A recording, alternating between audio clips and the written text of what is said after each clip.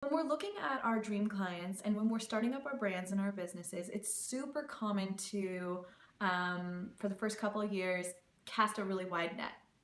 And what I mean by that is you're just trying to see who you can work with and what you can do for them. A lot of times I see this with creative entrepreneurs, which is natural because it's good to try and test things out so you can really get to know where your sweet spot is. And so I want you to know that that's okay and that I've been there and I've done that, but the way that we can get really great results is the more specific and the more niched down that we get with our businesses.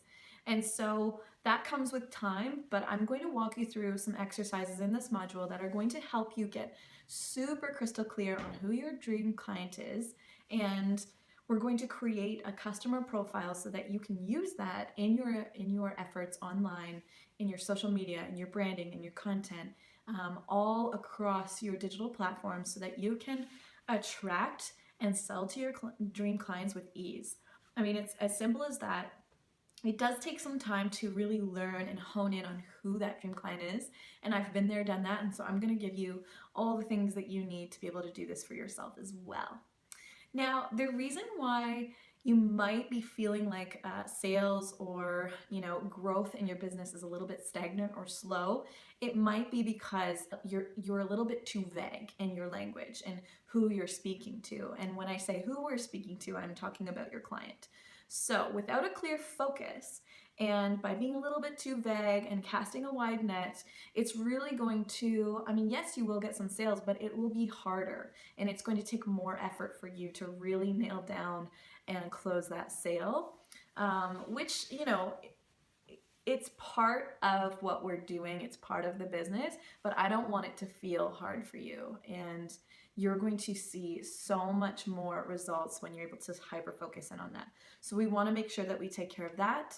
And when we're unable to get more specific with our dream client, we are working that much harder to create those emotional connections, which we've discussed is what really starts to build the relationships that allow you to make sales in your business. So what is the solution?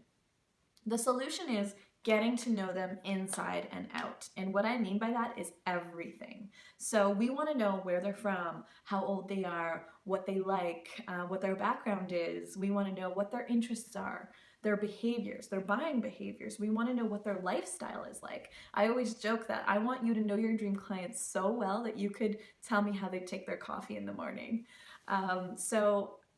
I mean, it depends on who your target client is if you're going to know that information, but I want you to think about it that way. And so that's a really good approach to making sure that you understand them so intimately, so well, that you can effortlessly speak to them about how you, the solution provider or the product builder, the service provider, can help them in their life. After all, I want you to be thinking about self-promotion and sales as a way for you to impact lives positively. That's why we're here. That's why we're doing what we're doing. So there's going to be a worksheet for you on the other side of this lesson, and that's going to really help you dig deep and get a much more precise understanding of who your dream client is. And these are exercises that I've had to go through. So I'd like to give you some examples. So for instance, in my marketing business, in this season of my career, I know who my client is. So when I'm doing marketing work in my freelance business, I'm working with professional coaches on their digital marketing. And so I've gotten it to the point where I know that my dream client is a female professional coach, doesn't matter what industry, because it's all kind of the same when you get down to it. So I know that they are from like early 40s to late 50s before they're in retirement ages. Half of them are in the highlight, the sweet spot of their careers. They came up in a time where they built successful businesses without all these online tools that we have. And so what they are doing now is they are the experts. They have tried and tested all of their programmings, their trainings, their workshops, and they work. But they're tired because it requires them in person to deliver these products and services. So what I do is I work with them on their branding, on their marketing, and I help them to take their programming and shift it into the online space so they can start making more passive income and free up their time in their life so that they can enjoy their families, their nieces, their grandchildren, They can just have more space to live the life that they've been building. That's my dream client, and I know them. I can picture them clearly in my head. That's how well I know them.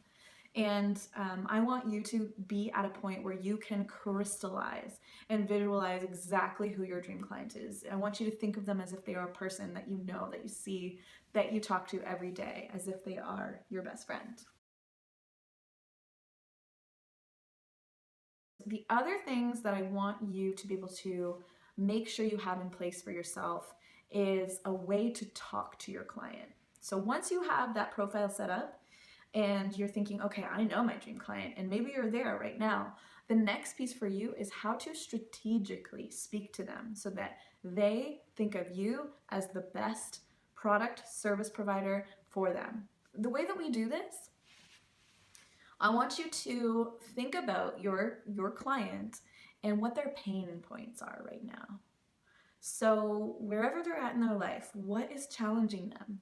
What is holding them back? What is making them feel like they're stuck and they can't move forward? Or what is really going to help them that you can do to provide for them? So the way that I break this down is there's two buckets. So in all of your content efforts, when you're speaking to your client, you need to be speaking to their pain points and addressing that in your verbiage and your language. Talk to them about that pain. And then the idea is, how can you help them solve that, fix that, get away from that sort of pain and really resolve it? So you are the solution. Think of yourself as that solution. So you're speaking to their pain points, you are the solution, then you have to speak to the pleasure that they seek. And so that's going to look different for all of you, but once you know your client, you know what that looks like for them.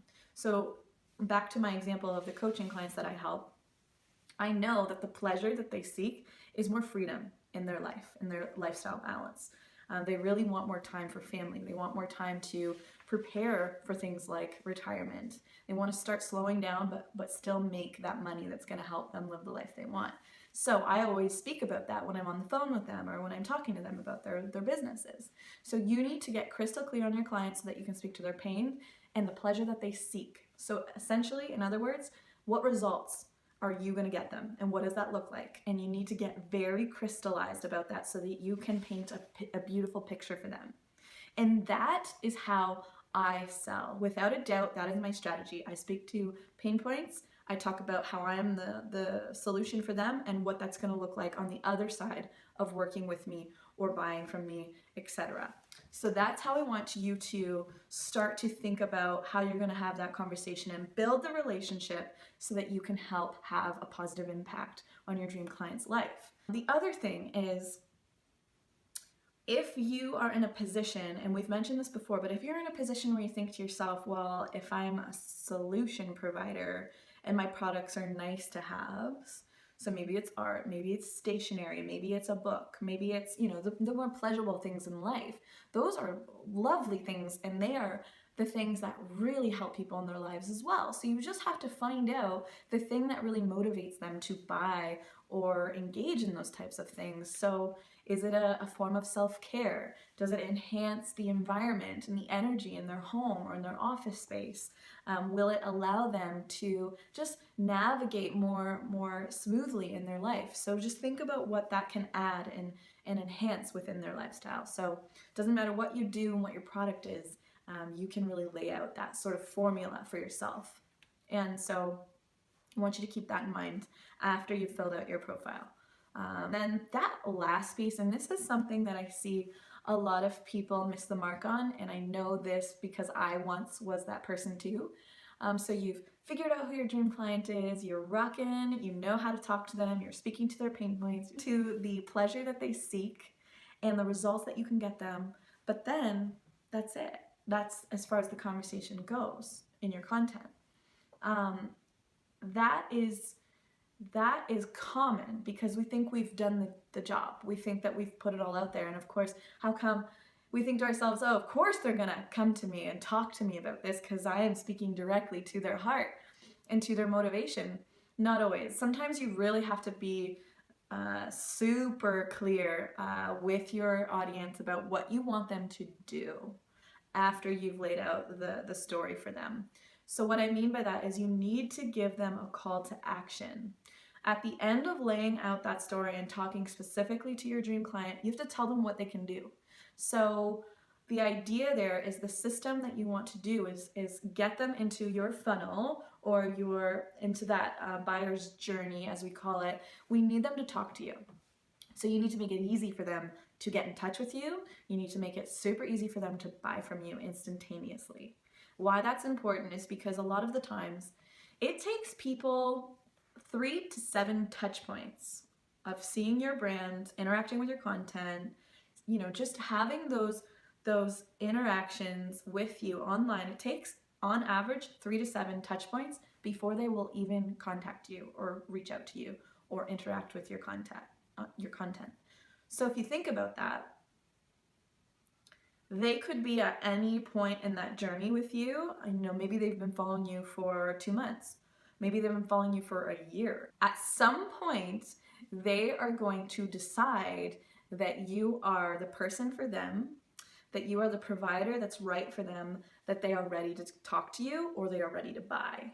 So we want to make sure that you're putting out all that content, of course, so they can be having those touch points with you, like I said, but you also want to tell them exactly how to contact you when they are ready, right? So you'll need to be putting that in all of your content. So, hey, if this sounds like something that you want to chat about, if you are ready to make a change, if you're ready to invest, if you are feeling like I am the right fit for you or this product is the right fit for you, all you need to do is click this link to contact me or have a button or something that links to the place where they can then go buy from you.